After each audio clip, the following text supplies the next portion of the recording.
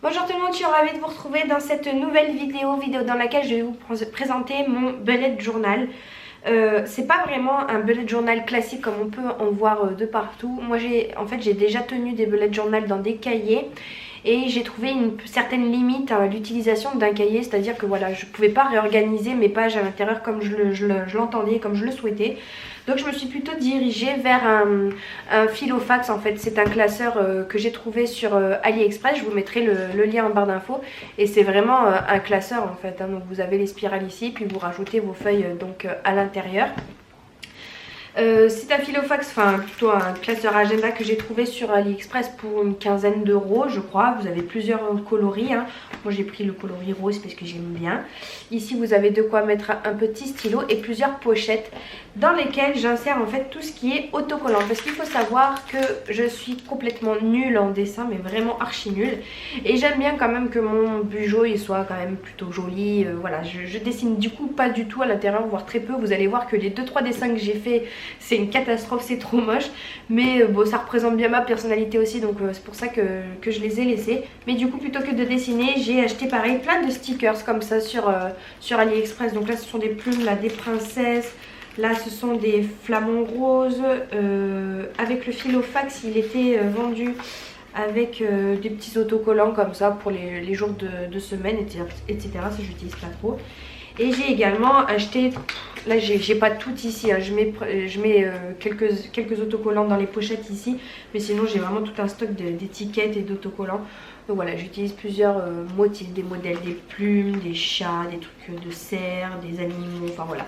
Tout pour décorer un petit peu mon Filofax. Et j'achète également des rouleaux de masking tape comme ça chez Action. Donc pareil, j'en ai une boîte ici mais j'en utilise plusieurs autres. Donc c'est une boîte avec plusieurs types de masking tape avec des épaisseurs différentes, des couleurs différentes, etc. Je trouve que ça c'est très utile pour décorer. Et chez Action ça coûte pas bien cher, hein. Je crois que ça coûte moins de 3 euros le tout, 3 ou 4 euros je crois. Donc vraiment ça vaut vraiment le coup. Ensuite, toujours chez AliExpress, je me suis procuré ces intercalaires là, puisque je voulais segmenter et compartimenter en fait mon bullet journal. Donc j'ai trouvé pareil ce lot sur AliExpress, pareil je vous mettrai le lien en barre d'infos. Vous avez 5 intercalaires, donc le premier, le deuxième qui est comme ça, le troisième, le quatrième et le cinquième qui est ici, que j'utilise pas parce que pour l'instant j'en ai pas besoin. Donc alors dans la première partie de mon bullet journal, il y a tout simplement mon agenda. Celui-ci je l'ai trouvé sur Amazon mais je me suis trompée dans le format. Donc voilà, j'ai coupé le bout pour que ça rentre dans mes 3 spirales. Sachez qu'en fait moi je recherche des agendas comme ça, des semainiers avec la semaine complète, enfin le jour en entier avec différentes heures. Parce que moi je suis professeure de piano, donc j'ai besoin de noter à chaque heure de la journée quels élèves je vais avoir. Donc c'est pour ça que moi il me faut un agenda comme ça. Et mine de rien c'est pas si évident que ça à trouver, je trouve. J'en ai trouvé un autre sur Amazon là que je vais bientôt commander parce qu'on arrive en fin d'année, donc il m'en faut un pour l'année 2021. J'en ai trouvé un, je crois qu'il est de bonne taille celui-ci, mais pareil ils partent plutôt vite, donc il faut vite que je passe commande.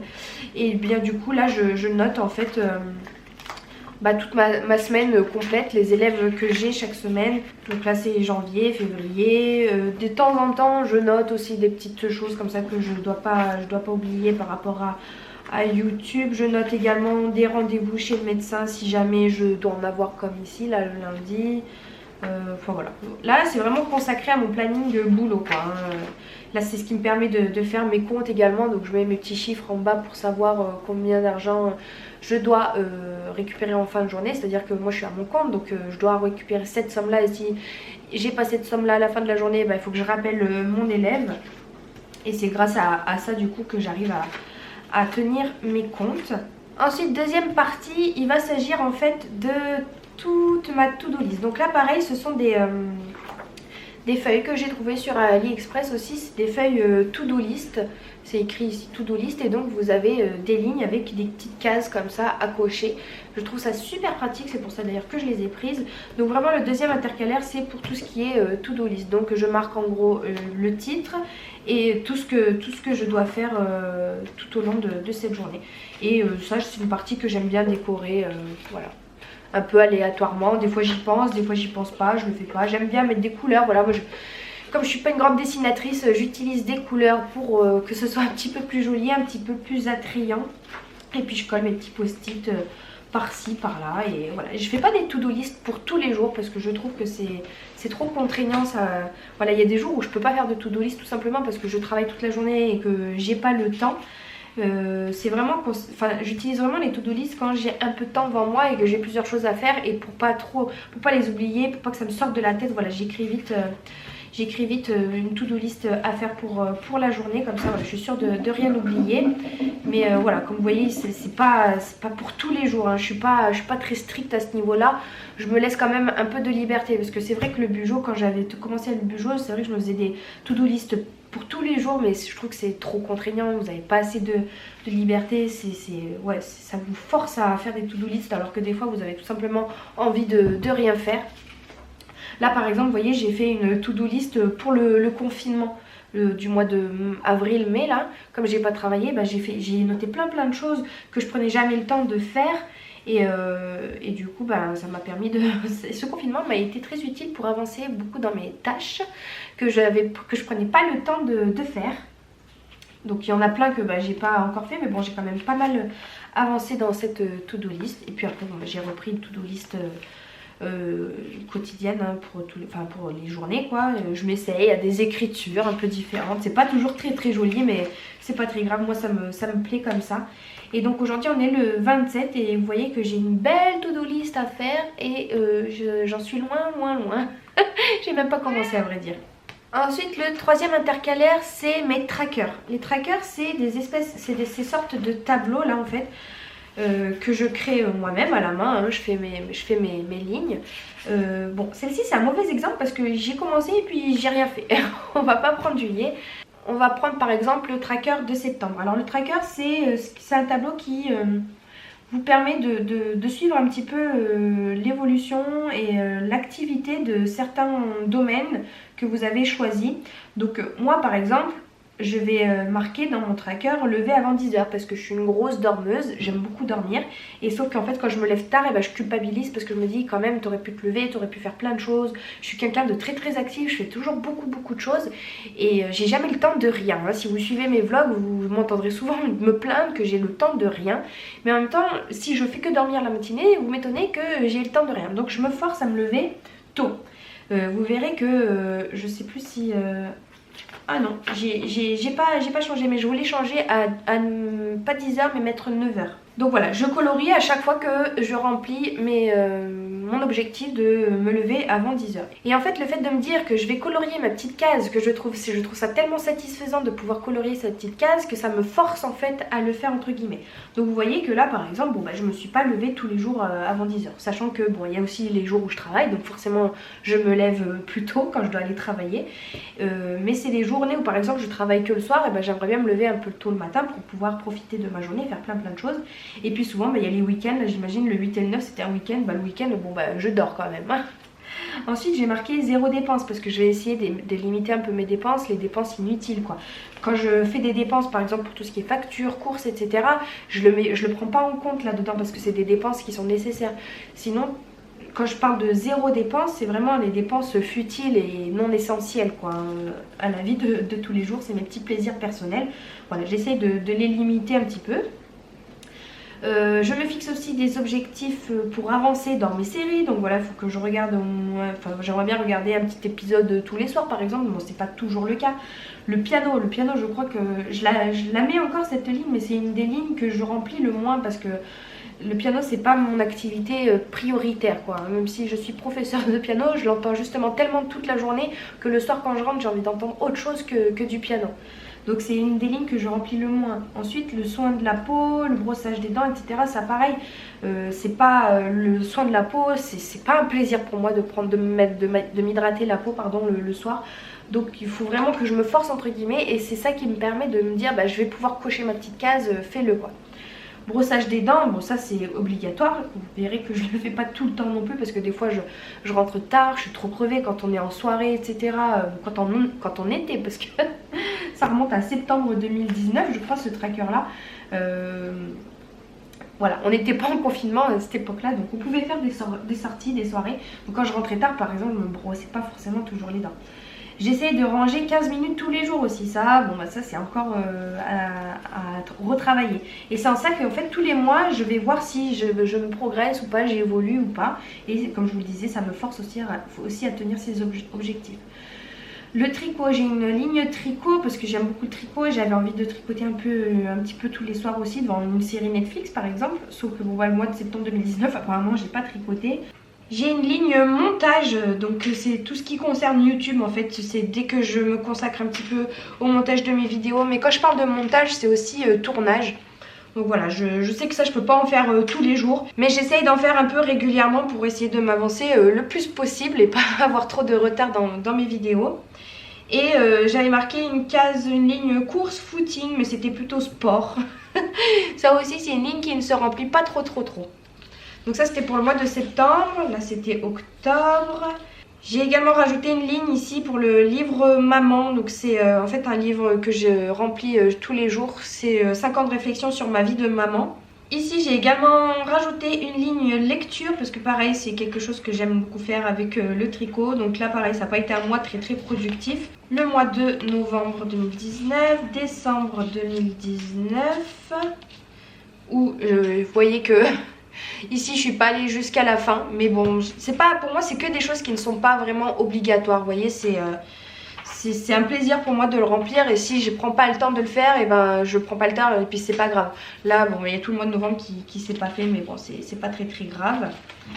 Ensuite j'ai repris au mois de février du coup parce que j'ai fait une petite pause dans mon bullet journal. C'est vrai que c'est pas un truc que je tiens tous les jours, tous les mois régulièrement hein. C'est vraiment quand j'en ai besoin, quand j'en ressens le besoin, quand j'en ai envie.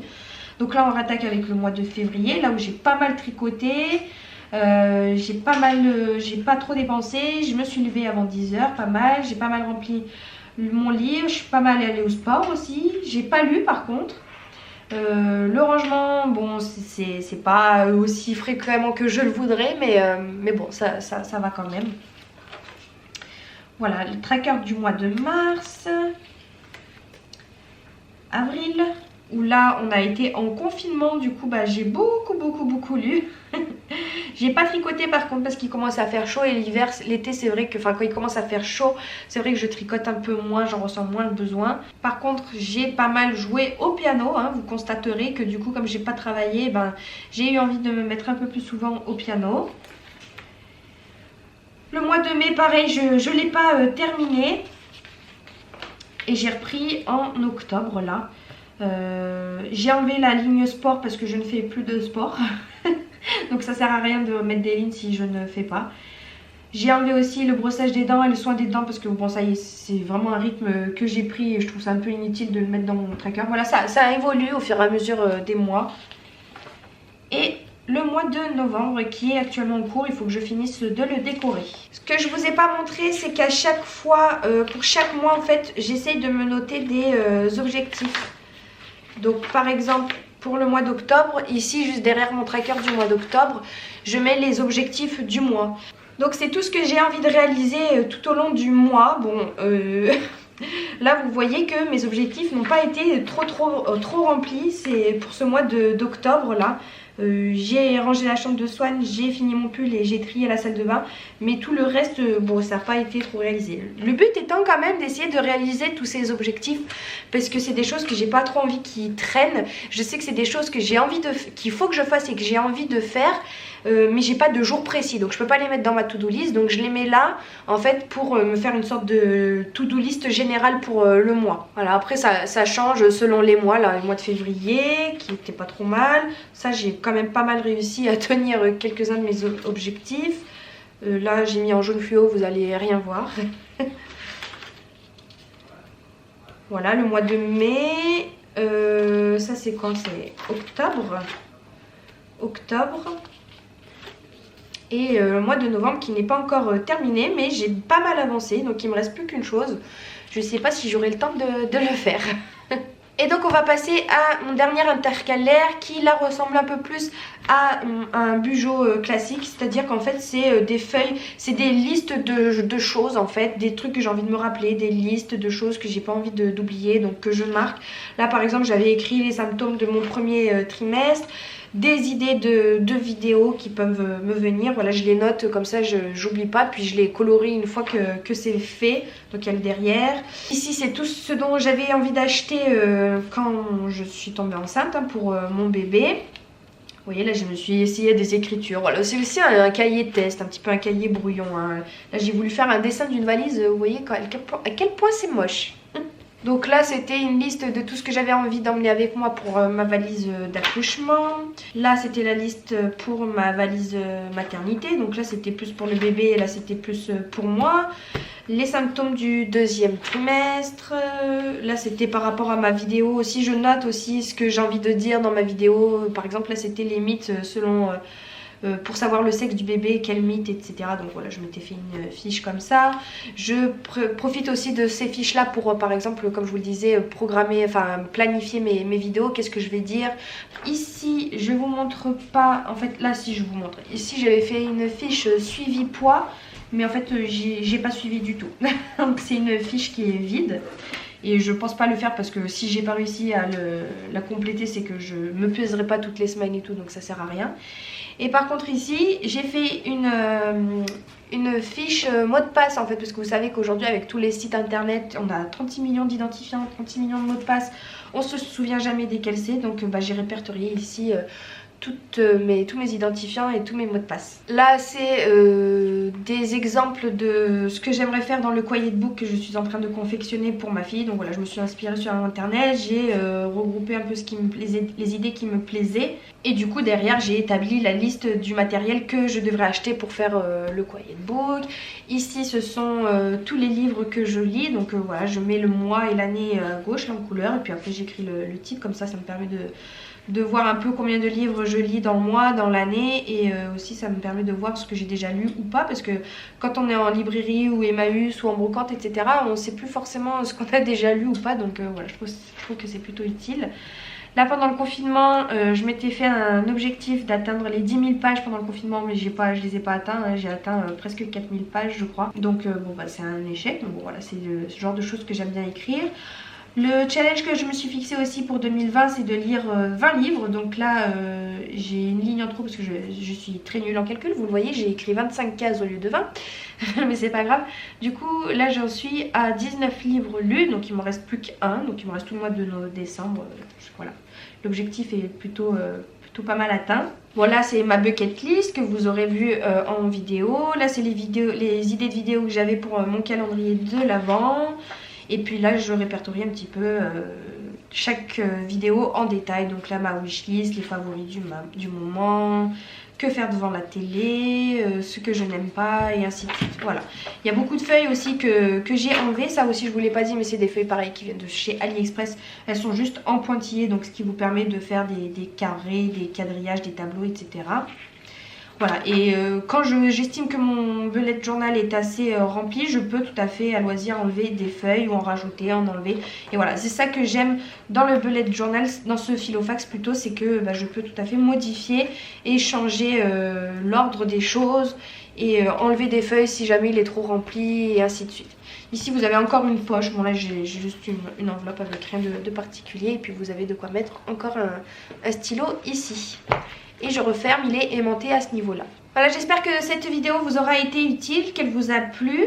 N'hésitez pas à me dire dans les commentaires ce que vous rajoutez de plus ou de moins dans le bullet journal ou dans votre Filofax. Je suis curieuse de savoir aussi un petit peu comment vous le décorez, les idées de fiches que vous pouvez y mettre dedans, etc. etc.